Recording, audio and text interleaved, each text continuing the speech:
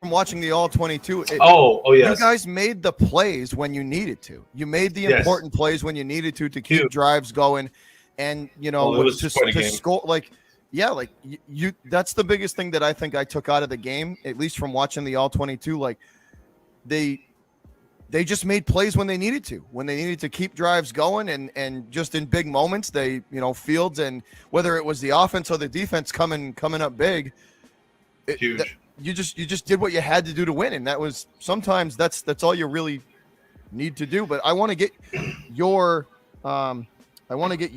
thoughts on it. Gladly.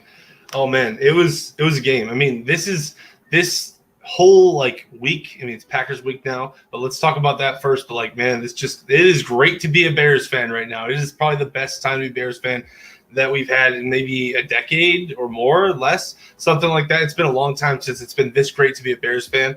That game was a huge. Matt Nagy talked about it after the game, and he gets a lot of grief, and he takes it up right on the chin. So I'll give it to him. Give him a little bit of credit there. He takes a lot of grief, and he gets it right on the chin, even from me, even for everybody. But this guy, he said it best. It was a huge team victory. Every single guy, from the punter to the quarterback to the offensive line, defensive line, everybody stepped up. The linebackers were obviously phenomenal. They always are. I think it was poetic justice that Khalil Mack, and I'm not going to talk about a lot of different things, but I think it was poetic justice that Khalil Mack got John Gruden. It was one of the reasons that John Gruden got fired. I'm sure there's a myriad of other reasons, a million reasons, but just giving him a nice old slug. You know what I mean? Because you traded me, you didn't believe in me. Khalil Mack just coming back to Las Vegas and giving him a nice old punch in the chin. That was great to see. The Raiders could have been better. The Raiders didn't play very well. They executed poorly. But I think that had a lot to do with the Bears defense. The Bears defense came out there. They were incredibly violent, incredibly physical. They were strong up front. And overall, I would say it was a huge team win. Justin Fields, you could see, man, some of those hits he took, this guy is an Iron Man. They were hitting him, man. They were no jokes. They were going after him. They were going after him. Tough as nails. But I want to know what you guys think. I just that's my first initial thoughts, is that Justin Fields is tough as nails. He belongs in Chicago. I was watching a documentary about Jim McMahon, and I'm like, man, Fields has a lot of those same just I don't give a crap qualities. I'm gonna win. He's a winner. I like winners. So let me know what you guys think about that. I told you, dude. The biggest takeaway that I had was that you guys just made plays in big moments that mattered. You made the plays that you made. So as a coach, I used to tell my players, a football game is decided in 5 plays. You don't know which 5 plays those are going to be, so you got to play the whole game. That's why you play 100% the whole game, because it's a handful of plays that determine a game. It's not, it's literally 5 plays, but those could be scattered throughout the entirety of the game. So you have to play the whole game. It's not about the stats. Yeah, no, it's you have to make plays in big moments, in big spots, Give it up to the Raiders. They were actually pretty good. It's just that our defense was so good. That's what I think, at least. I think the Bears defense was unreal. They're underrated, I think, a little bit from the mainstream media. They don't get talked about like the Niners and a bunch of these other guys. The Bears defense is here to stay right now, man. They're legit again. Now, I want to kind of break it down into the offense and defense. So we'll separate them out first. Once again, the rushing attack for the rushing for the Bears. Again, Montgomery, clearly one of the best offensive weapons you guys have. Well, he was actually hurt this game. Can you believe that? Oh, no, that's hurt. Right. Who was taking his place? Who was that running back room is amazing. It was Herbert and Williams were running the ball, and now Herbert. My mistake. Yeah, Herbert was ridiculous. You're right. He was insane, and yeah, he has a similar number to Montgomery. So if you're watching that 22, yeah, I can see what he those bursts up the middle, man. Herbert is dangerous. He's like the third string guy, but he is dangerous. Well, we talked about it too. The interior, once again, the center and both guards, the interior of your line played really well, dude. Like yeah. Oh, you're right. Well. That was actually going to say that you're spot on about that, even more than I was. Like you called that before. The interior line really does move guys around. And they used like a lot of Herbert's, a lot of the rushing attack was straight at the Raiders. It was right up the middle. It was with pulling guards. You know what I mean? It was in tight. It wasn't around the edges. It was in tight and right. And that's kind of like old school Chicago Bears football, you know, like just absolutely beat you into the ground with the run game and then be physical at, on defense and just beat you up on D. That's kind of that old school Chicago Bears mentality. No, we were daring the safeties to step up. We were forcing the safeties to step up. And the safeties, they didn't know what to do in that game because you got Herbert bursting up the middle. You got Williams on the outside, like catching all these screens from Fields or just taking it on the outside on a nice pitch. He was really good. Williams was really good. And it sucks because now he's sick. He has protocol. I'm not going to say the magic words for everybody, but he's got protocols right now. So he can't Williams play. Is going through the health and safety protocol? Exactly. Yep. He's sick. So he can't play next week against the rival Packers. So that'll be a whole other thing. You still have Herbert though, right? Herbert's still got Herbert. Got Herbert. Sucks though. But I want to know Dante and Ross's opinion on who wants to start. We want to start with our guest. Let's go to Coach first. He's smart. We'll go with the guest of the afternoon. Let's do it. Coach Dante, what do you think, brother? What do you think of my Bears? I mean, the only thing I question about the Bears, the quarterback situation, if Andy Dalton, that's the only thing I question about the Bears. But I to be honest with you, throughout the whole draft process, I thought Justin Fields was probably the best quarterback in that draft. And you're seeing how Trevor Lawrence is doing right now. You're seeing Zach Wilson looks a mess right now in New York. I'm starting to think that became the new Cleveland Browns for quarterbacks. That's what I'm starting to think. And I always thought Justin Fields was very good in Ohio State. At Ohio State, I thought he was the best quarterback in this draft. I like the running back, Montgomery. If Matt Nagy uses him more, give him the ball more, he's a great back. Catch out of the backfield. And I love this defense. I love this defense for Chicago. I thought that's what kept the Bears relevant last year.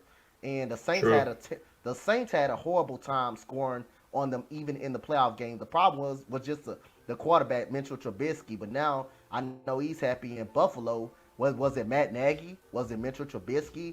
I'm not sure what it was. I can't answer that. I believe JD, you can answer that question, which one it was. But I'll say that was a huge win, man.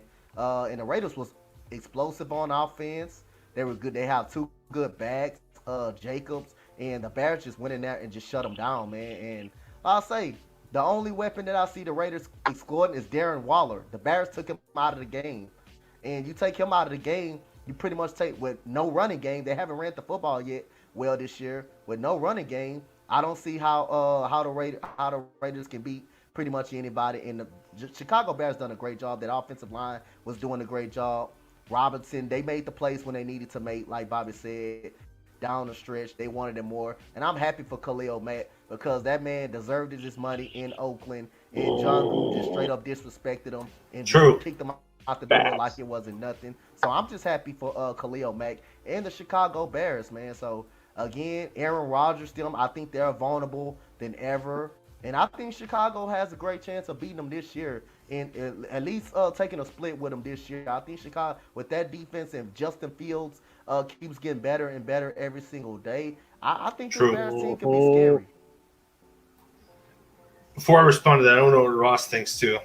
Dude, like straight facts right there. Like again, like my only general complaints about the Bears on the things is very similar to what the Patriots are going through, at least on the first note. Like for me, the one thing I looked at was penalties. It's like you got to tighten up those things. Like the stats on the penalties was not a good stat line. You lost 70 yards for 8 penalties. Like again, it's got to be tighter than that. With an organization like that, you got to kind of tighten things up.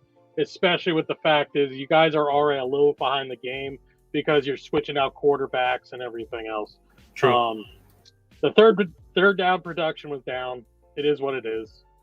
You know, I know you guys had some problems on that O-line, but your defense was absolutely dominant, like Coach was saying. It was stupid. Like, it's just It was really great. You caused 5 punts. Let's see. You guys caused 4 punts and 3 sacks, and I'm not even going to go in the amount of tackles. You know. Yeah. And then your rushing attack. 143 all-purpose yards on the rush. Like, the rushing saved that game. If you guys got stopped on the run, it would have been a really, really hard matchup for you. But true. Very you guys true. made everything work. I like where this team is going. I don't like Nagy as much. I think, honestly, there might be a time to part ways at some point. That's just my personal opinion. But I'm seeing a lot of positives from the Bears, man. You know? There are a few things. No, I agree with you. You guys both make really good points that I want to hit on because that's a very interesting. And like there are like back when we lost to the Browns, we got completely pulverized. The tackles were playing like crap. Now Jason Peters, after that last game, he's like swagging on Twitter and stuff like that. He doesn't care. He's just like, man, I'm the best left tackle in the league. I'm like, bro, you got dominated by Myles Garrett a few weeks ago. Shut your ass up. But anyway, regardless of that, because I made a video. We made a video. We talked to Joshua Sports here about this, about should we trade Khalil Mack. And when I said that, I was very clear. I don't want to trade him. But is this team trash? Someone would have to bring you an offer that like you literally couldn't say no to. This game has proven me. We don't need to trade him. He can stay right where he is. Fields is the guy for the long term. We can get this done. And I think the moment that hit me, and I think it hit all the players and the coaches and everything, that Fields is the leader, although I feel like it should hit him earlier. That Fields is the leader of this team, though, is when he hyperextended his knee. He was out. Dude, that looked terrible. When I hyperextended my knee, let me tell you this, dude. I was out for like 2 weeks in sports. Like, I was on crutches for 4 days. I was icing myself every day. That hurt like hell. This dude is out for 3 plays. 3. 1, 2, 3 plays, and he's back in the game. He's hyped, ready to go. Everyone's asking about it. Yeah, it hurts. Yeah, it hurts, but I'm the leader of the Bears, dude. I only have one chance in life to do this. Fields is locked in, bro. So everyone knows it now. The coaches can get behind him. And here's what I'll say about Matt Nagy. You make a good point. His leadership, very wishy-washy over the last 5 weeks. It has been. We can't hide from it. It has to be addressed. But here's what I'll say. He hired 2 really, really good. Okay, whoever hired those 2 offensive coordinators should keep their job, in my opinion. Or, excuse me, not offensive coordinators, both the coordinators, the defensive and the offensive coordinators. Like Sean Desai, everyone loves him. He's amazing. And then Bill Lazor seems to be doing a very good job. So that's my opinion. But Bobby, what do you think, my man? I told you, man. I think you made plays when you had to on both sides of the ball to win the game. That's all that I. I mean, it's like I said, the stat lines aren't impressive. They're not like they're